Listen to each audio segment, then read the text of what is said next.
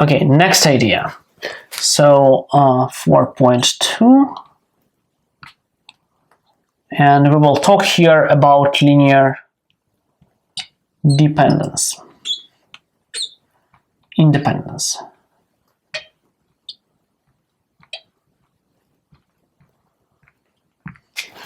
Okay, so that's another basic idea about vector spaces, and let me give a definition.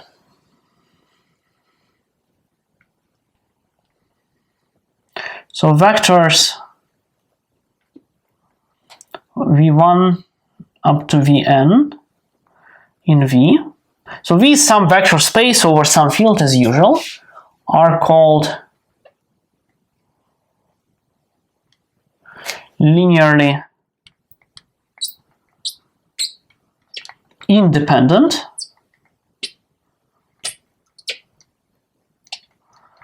if for every collection of coefficients alpha 1 up to alpha n in F, such that alpha 1 v1 plus alpha n vn equals to 0. This implies that alpha 1 equals to alpha n equals to 0.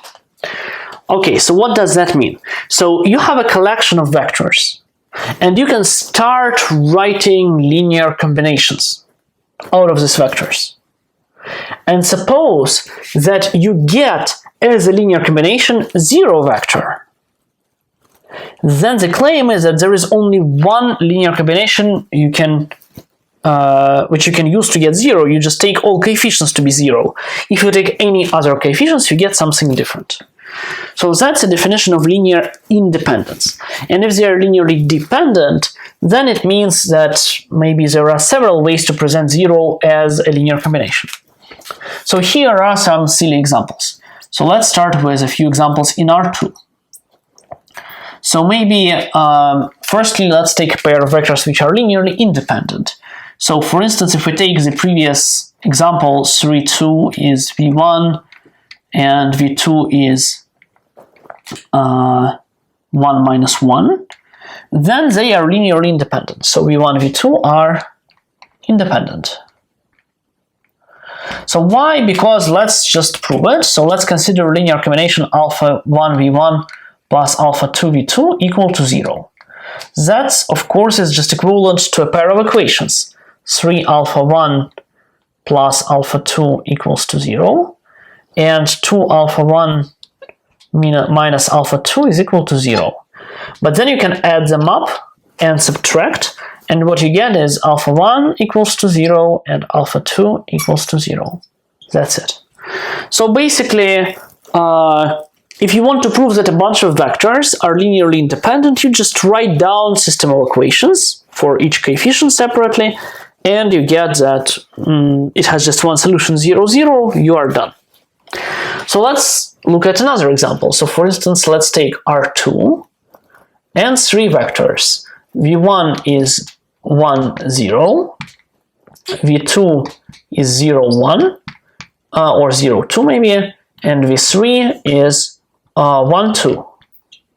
So then it is really easy to find a linear combination of these 3 vectors which equals to 0. So just take v1 plus v2 minus v3, and just for each coefficient you check that this equals to 0. So v1, v2, v3 are not linearly independent, and people usually say linearly dependent. Linearly dependent.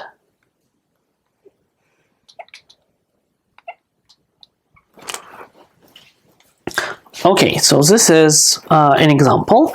Honestly, what happens is that if you take a pair of random vectors in R2, they usually will be just like that, they will be linearly independent. If you take 3 vectors, they usually start to be linearly dependent, except that there are some exceptions when vectors are parallel to each other and so on. We will see it in a second. Okay, one can give a little bit more general definition, so this is definition sort of slightly more general. So if S is a collection, a set of vectors in V. So they are called linearly independent if for any v1 up to vn inside S and alpha 1, alpha n inside F, our field, such that alpha 1 v1 plus alpha n vn equals to 0, so a linear combination equals to 0 implies that all coefficients vanish. So that's the same definition, except here we allow the set of vectors to be infinite.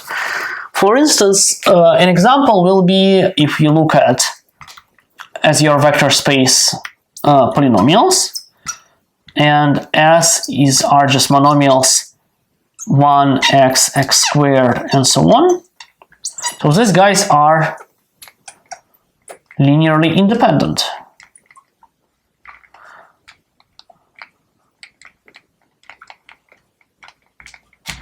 And the reason is very simple, because every linear combination of those is just a polynomial. So if vector v is inside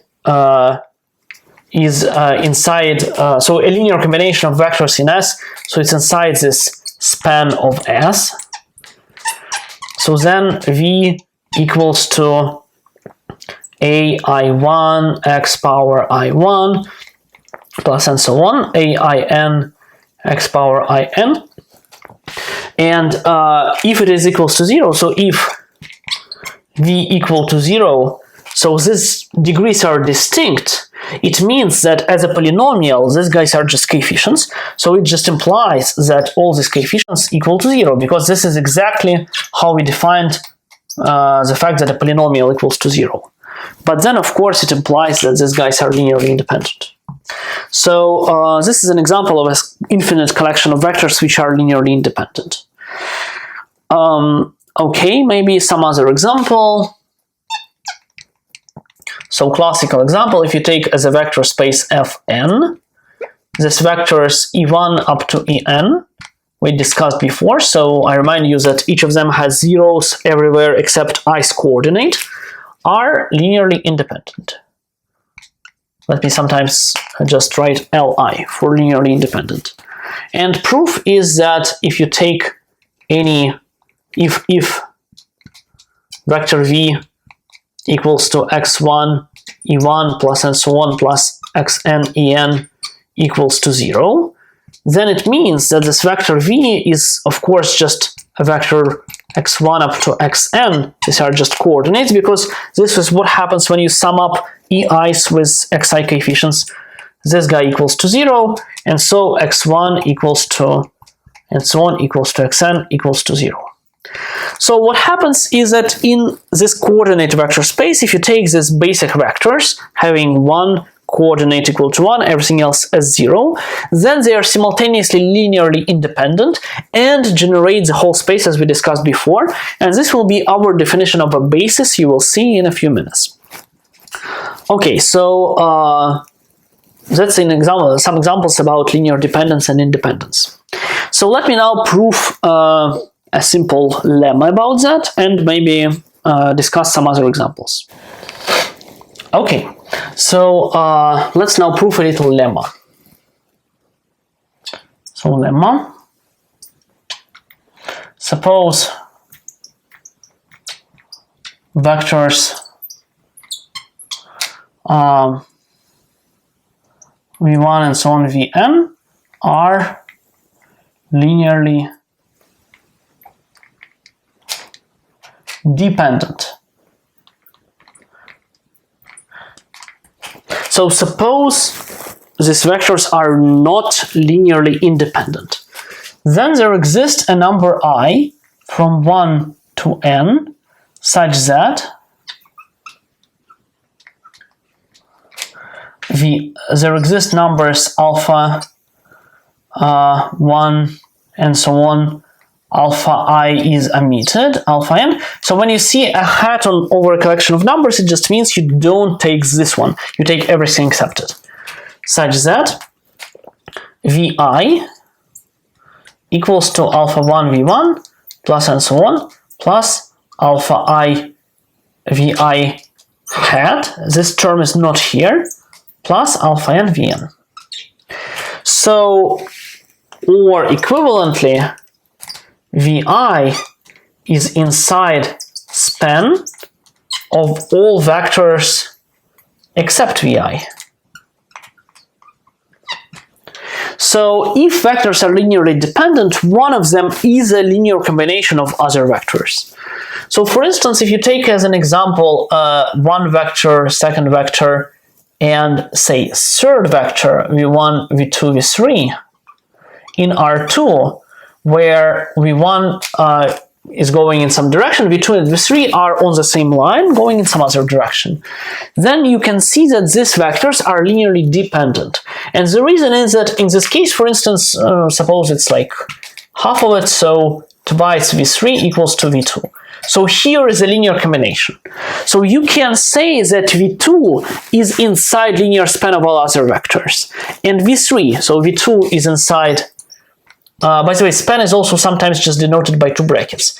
v2 is in the span of v1, v3, because it's a linear combination 0 times v1 plus 2 times v3. And simultaneously, v3 is inside linear combination of v1 and v2, because it equals to 1/2 v2 plus 0 times v1.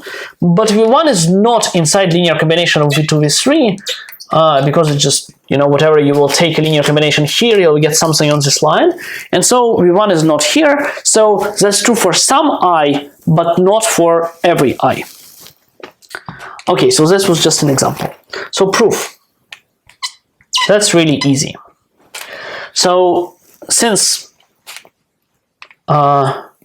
v1 up to vn are not linearly independent, there exist alpha 1 up to alpha n such that alpha 1 v1 plus and so on plus alpha n vn equals to 0, and for some I, alpha I is not equal to 0. So otherwise, if for every linear combination all coefficients are 0, then they will be independent. So there exists a linear combination with at least one non-zero coefficient, namely alpha I. But this of course applies that if you just write down alpha I vi on one side, you will get that alpha I vi equals minus alpha 1 v1 minus etc. minus alpha I vi. We don't do it. Minus and so on, minus alpha n vn. And then, of course, you can write down vi as a linear combination because alpha I is not 0, so you can divide on it. And you get that vi equals to minus alpha 1 over alpha I v1 minus etc. minus. Then you have this term where we have vi here, we omit it. And up to minus alpha n over alpha I vn. And as you can see here, you can basically take any I where there is a linear combination where this term does not equal to 0, and this is alpha I in our case. So vi is inside the span of v1 up to vi is omitted, vn. So we have proved the lemma. And actually, honestly, it's if and only if. So so maybe a remark. So lemma is if and only if. So I have I forgot to say that. So on the contrary, if such alpha I exists so that vi is alpha 1 v1 plus and so on plus alpha n vn, clearly we have a linear combination, if you just write vi on that side, where coefficient, at least one of them, does not equal to 0, which is this one coefficient, and so vectors are not linearly independent anymore. So this lemma is if and only if, and I'm sorry, I forgot to mention that. Okay, last part of this lecture. So 4.3, is basis. Okay, so let's see where we are now. So we talked about general vector spaces, and I know that's a little bit abstract, but I hope these examples with R2, R3, and so on help. So when you have a vector space, we have discussed several key ideas related to it. So let's recall. One of them was that you have vectors, you can form linear combinations, add them up with coefficients. If every vector is a linear combination of some vectors from some collection of vectors, we say that this collection of vectors generate vector space. So other way around, we can say that there is a notion of a linear span. These are all linear combinations you can get from a bunch of vectors, and if your vector space is a span of a bunch of vectors, then you call this vector space generated by these vectors. And on the other hand, we had another idea. We had an idea of a collection of vectors, so that if you have a linear combination of these vectors which gives you 0, all coefficients are 0. And you can see very easily, we will do it in a second, that it means that if you have two linear combinations presenting the same vector, all coefficients are the same.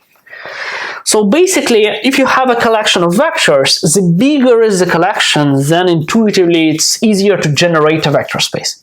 So if you have, like, for instance, R2 is generated by a pair of vectors like that, but if you now add here more and more vectors, they still generate R2, because when you take more and more vectors, it's easier and easier to generate something. You get more and more linear combinations and so on. On the contrary, if you have, for instance, a bunch of vectors in R3, say these 3 vectors, then they are linearly independent, and if you start forgetting some of those, you will still get a collection of vectors which are linearly independent. So basically, the more vectors you have, it is more and more easy to generate a vector space. The less and less vectors you have, then sort of it's easier to make them linearly independent. So these definitions go sort of in different directions. And of course, it immediately becomes clear that it will be very interesting to find a collection of vectors which is big enough so that it generates the whole space, but simultaneously it's small enough so that the vectors are linearly independent. Such collection is called a basis. So let me give a definition. So definition. So again, there are two versions. I can do it for just finite number of vectors, but also I can do it for any number. So let me do it for any number. A collection of vectors vi, where I is in some set S, this guys just label vectors for S, is called a basis of V if first vectors vi inside S are linearly independent,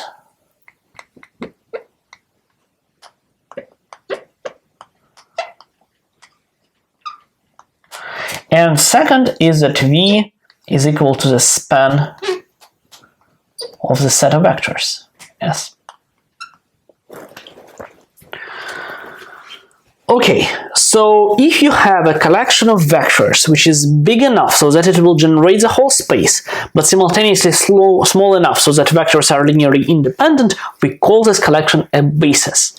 And hopefully you have seen already, maybe, or you have heard this notion. So for instance, this vectors 1, 0, 0, 1 is a basis of R2, we'll show it in a second, and we will see that we can easily produce lots of different bases for all vector spaces I mentioned.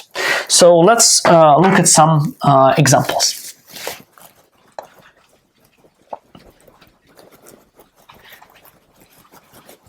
So examples, first one is, okay, let's start with something very concrete. So let V be R2. And then we had this ongoing example where V1 was equal to 3, 2, if I remember well, and V2 equals to 1 minus 1. And so then the set V1, V2 is a basis of V. And this is just because we have shown that these two vectors generate V and they are linearly independent. Remember, for showing they are linearly independent, we took some combination and then shown that coefficients equal to 0, solving system of linear equations. And to show that these guys generate V, we had to show that some system of linear equations with A and B coefficients always has a solution. So both these questions basically reduce to some elementary systems of equation questions, as most things in linear algebra do. So this was example 1. Our example 2, for instance, we can also take R2, but instead take E1 equal to 1, 0, and E2 equal to 0, 1. This is also a basis. So the reason is similar, it's really easy to prove, and moreover, maybe the main important example. So let V be Fn, so our n-dimensional coordinate n-dimensional vector space, and then collection of vectors E1 up to En is a basis. And I just remind you that here Ei has zeros 1 and then zeros, and this 1 is in I's position. So that's what these guys are, and this is a basis of vector space Fn.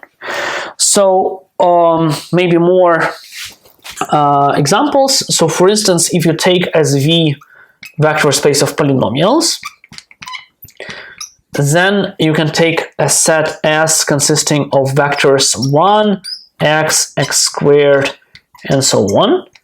And these guys, this is a basis. This is a basis.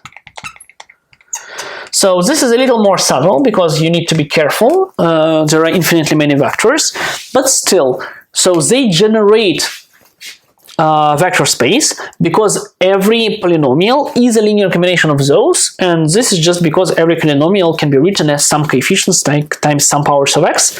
So they generate space of polynomials, and if you write a linear combination of these guys, it will be actually just a polynomial, and so it equals to 0 if and only if all coefficients equal to 0. So this is a basis. That's really easy. Okay, so from here we see that a vector space can have tons of bases, and the key fact about basis is that if there exists one basis which is finite in terms of number of vectors with n vectors, then actually we will show in the next lecture, and this is one of the most important things in linear algebra, every basis will have exactly n vectors, and this number n will be called the dimension of a vector space. But this is something we will talk about a bit later. Okay, very important result. So very important but simple proposition. So again, V is a vector space over F, and then vectors E1 up to En in V form a basis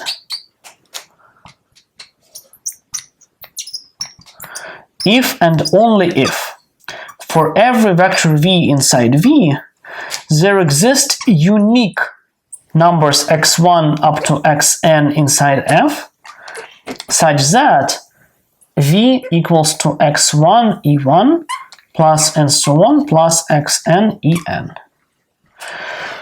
So if you have a vector space and you have a bunch of vectors which form a basis, it means that every other vector is just a unique linear combination of these vectors. These coefficients are well defined, you can just take them and they are called coefficients, and they exist and they are unique. So these guys are called, xn are called, these are coefficients of V in the basis E1 up to En. Okay, that's really very simple, but let me sketch a proof. So it's almost an exercise. So a proof is as follows. So there are some things we need to show. So firstly, we need to show that if this is a basis, then this is true. So let's prove this direction. So if so E1 and so on En is a basis. And let V take V in V. So then vector space V is generated by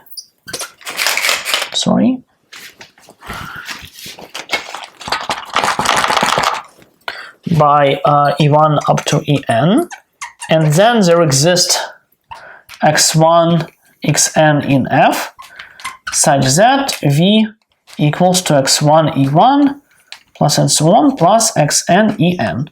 So we know that every vector is a linear combination of these guys because vector space is generated by these guys. So now I'm proving this direction. Okay, so we have shown their existence. So if there exists x1 prime and so on xn prime in F such that V simultaneously equals x1 prime E1 plus and so on plus xn prime En, then we know that actually these two guys are equal to each other, and so x1 E1 plus and so on plus xn En equals to x1 prime E1 plus and so on plus xn prime En, which implies that, let me use summation notation, sum xi minus xi prime ei equals to 0, sum from 1 to n. So wow, we have a linear combination where all coefficients are something and it equals to 0, but ei's E1 up to En are linearly independent. So x1 xi minus xi prime equals to 0 for I from 1 to n. So x1 equals to x1 prime and so on, xn equal to xn prime. And we have shown this uniqueness. So if you find another linear combination, presentation of V as a linear combination of these guys, then the coefficients should be equal to each other term by term. So we have shown one direction, and for another, let me leave it as an exercise, but I will make a little comment. So how do we prove that? So let's suppose that we know that every vector is a unique linear combination like that. So firstly, we need to show that vector space V is generated by E1 up to En, and that's really obvious just because, you know, taking a vector, it's a linear combination, dot. So that's it. But on the other hand, if you want to show that these guys are linearly independent, suppose they are dependent, then there is a set of coefficients which represent 0. But in this case, we will have 0 presented as a linear combination like that. But then, from the fact that coefficients are unique, 0 is of course the same as 0 times E1 plus and so on plus 0 times En, and we conclude that x1 equal to 0 and so on, xn equal to 0. So in this way we prove the other direction, but I leave details to you. Okay, let's consider a slightly more interesting example. So let's consider some interesting vector space. So how one can get an interesting vector space? So let's take as a vector space V just R3, but as a W, a subspace containing vectors x, y, z, satisfying some linear equation. 2x plus y minus z equal to 0. Something like that. So then one can ask, okay, what can one say about that? So is it finitely generated? Does it have a basis? And so on. So actually this is just, the picture is, it is just a plane inside R3. And so you can hope that maybe if you take any pair of vectors which are inside and which don't lie on the same line, they probably generate everything because you kind of see a plane there, and so everything should be exactly like in R2. And indeed it's true, so I leave it as an exercise, but if you take two vectors, just literally any vectors inside here, for instance, you can take vector with coordinates 0, 1, 1, and another vector with coordinates say 1 minus 2 0. So this guys form a basis. v1 v2 is a basis of W. Okay, so how to prove that? So proof is very simple. So if you take any vector W inside W, then you know that this W equals to x, y, z, and you know that 2x plus y minus z equal to 0. And let's see. So I want to show that this vector is a linear combination of v2 plus v1. So since the first coefficient of v2 is 1, and the first coefficient of v1 is 0, so we better have the coefficient before v2 to be equal to x, otherwise that won't be true. So we have this coefficient to be equal to x, and then already the first one matches, and to match the last one we need to take the coefficient before v1 to equal to z. And then one can check that if you look at the middle coefficient, it is z minus 2x, and z minus 2x equals to y. So indeed this is true. And also from this proof you see that these coefficients can be determined uniquely. So we found that every vector inside W is a unique linear combination like that, and so we have shown the statement.